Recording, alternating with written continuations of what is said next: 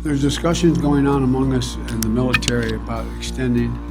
Our hope is we will not have to extend, but there are going to be discussions, I suspect, on how far along we are in the process.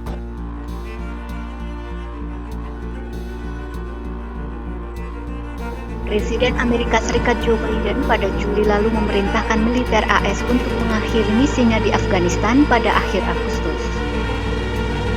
AS sedang berjuang mengevakuasi warganya dan para mitra Afghanistan mereka dari negara tersebut sejak milisi Taliban memasuki ibu kota Kabul pada 15 Agustus. Koresponden kantor berita Xinhua melaporkan dari Washington DC, AS.